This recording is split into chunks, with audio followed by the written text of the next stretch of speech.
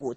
معانا الاعلامي الشهير استاذ حافظ الميرازي. اهلا بحضرتك استاذ حافظ. اهلا بيك يا استاذه منى. انا سمعتك كتير بتتكلم في السياسه، بس اول مره اسمعك بتتكلم عن الكوره. هو انتوا بتتكلموا سياسه ولا كوره؟ انا والله ما عارفه. سياسه كرويه. انا معجب جدا بمقترحات الكابتن زيزو، لان اعتقد هي دي الحلول اللي لازم نركز عليها. الموضوع متعلق بالكوره ويجب أن يبقى كذلك، لا نلجأ إلى موضوع الصحراء الغربية وهنقف مع المغرب ولا مع الجزائر ونكبر الموضوع.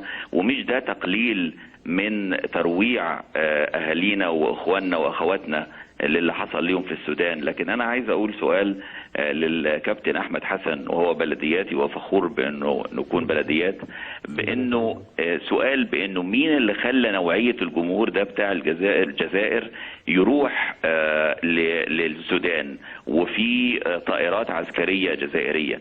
لو سألنا احنا نفسنا الآن، وده بنسمعه وبنناقشه مع بعض، لو كررت الفرصة وقيل لنا انه في مباراة ستعقد بديلة في السودان ما بين مصر والجزائر بعد الخبرة التي مر بها مشجعون في السودان، من نوعية الجمهور اللي سنبعته المرة القادمة وفي أي طائرات، أعتقد هيكونوا شبيهين تماما لما بعثتهم الجزائر في المباراة الماضية. لماذا؟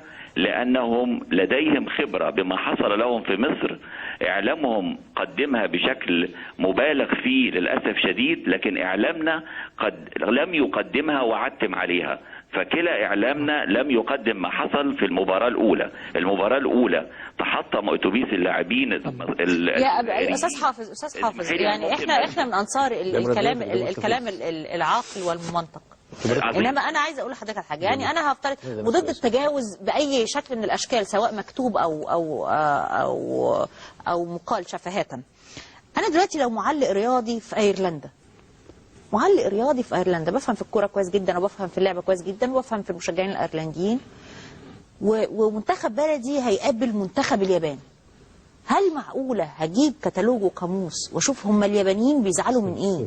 لا عشان ما اقولوش. اسمح لي برضه انا لا ادافع عن المتجاوزين، واعرف انك تفهمني يا استاذ حافظ. انا لا اتحدث عن الفاظ نابيه، عن تعميم، عن شتائم، كل ده مرفوض وتجاوز يجب التوقف عنده. انما في النهايه برضه المعلق الرياضي عايز يحمس الناس، يا جماعه نروح الملعب ونشجع فريقنا وسنهزم العلم الاحمر مثلا اذا كان الصين او كده. هو مش مطلوب منه انه دراسه ثقافه الشعب الاخر. لا منى، انا ما بتكلمش على تعليق الرياضيين، انا بتكلم على اخفاق اعلامنا بأنه هو ياخد موقف ولا يذكر للمواطن المصري ما حدث للمشجعين واللاعبين الجزائريين حين جاءوا إلينا في المباراة الأولى. حدث لهم ترويع بالمثل أيضا، في 45 أصيبوا من المشجعين بعد المباراة، منهم واحد ضرب بسكينة، ووزارة الصحة المصرية لديها الأسماء، وكما قدمتها للسفارة الجزائرية يمكن أن تقدمها ليك لو طلبتي. وزارة الصحية المصرية.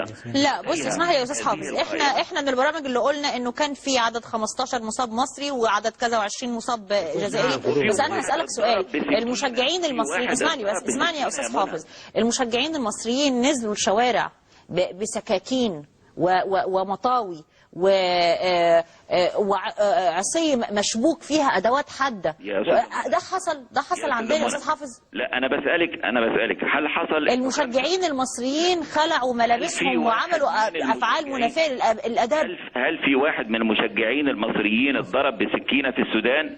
احنا لدينا اتضرب مشجع جزائري بسكينه في مصر، في مشجع سوداني اتضرب بسكينه في الخرطوم. لا عظيم. اذا اللي انا بقوله انه ايه، انه لو اعلامنا وضح للناس ايه اللي حصل، اولا كنا هنروح مستعدين للسودان، لانه عارفين انه الناس دول حصل معاهم شيء وربما يريدون ان ينتقموا، او طلبنا ان المباراه تتم بدون جمهور، لانه في احساس بانه هناك ثأر. لدينا احساس اقل بانه هذا سلوك الجمهور الدرجه الثالثه او جمهور الترسو او هكذا. ليس له علاقة بشعوب تكره شعوب، ليس معناه أن المصريين أقل تحضرا أو الجزائريين أكثر تحضرا. في 240 سيارة كسرها المشجعين المصريين بعد مباراة الأولى بمحاضر الشرطة المصرية. أمس فقط وزارة الداخلية المصرية مطلعة بيان عن مشجعين اللي رافضين السفارة الجزائرية اشتبكوا وأصابوا ضباط مصريين اخوانهم. ما هو ده الفارق يا استاذ حافظ. معلش، موقف الدوله المصري بيوضح ان هو ضد الشغب وضد انتهاك اي مواطن يقيم على ارضه، وده كان واضح من الصور اللي عرضناها في الاول. الامن موجود وواضح ان هو لا يرضى عن ذلك. فين المشهد المقابل في الناحيه الاخرى يا استاذ حافظ؟ استاذ حافظ المرازي الاعلامي الشهير. كابتن احمد حاجه عايز تعلق. شكرا ليك.